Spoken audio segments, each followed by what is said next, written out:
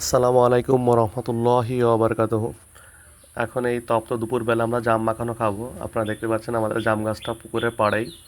তো এখান থেকে জাম শেষের দিকে, কারণ জাম অনেক আগে পাকা শুরু করছে। তো আমরা জাম অল্প কিছু জাম পাইছি, মোটামুটি জাম একেবারে শেষ। তো এই জামগুলো এখন টাটকা গাছ থেকে পেড়ে এখন ধুয়ে নেওয়া হচ্ছে। এখন আমরা জামগুলাকে মাখাবো। তো আসলে গ্রামে থাকার মজাটাই এটা, গ্রামে একদম ফ্রেশ খাবারটা পাওয়া যায়, ফ্রেশ ফলটা পাওয়া যায়।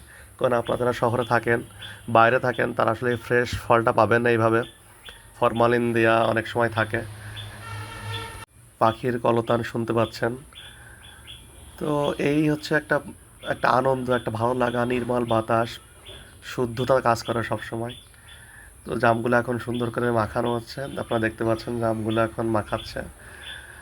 তো এই যে একদম পুরা মাখানো শেষ, দেখেন একটা কালার কেমন সুন্দর একটা কালার আসছে, একদম ফ্রেশ কালার। তো এখন আমরা ওই জামগুলা খাবো। তো সবাই ভালো থাকবেন, সুস্থ থাকবেন। আজ এ পর্যন্ত। আসসালামু আলাইকুম রহমতুল্লাহি ওয়া বারাকাতুহু।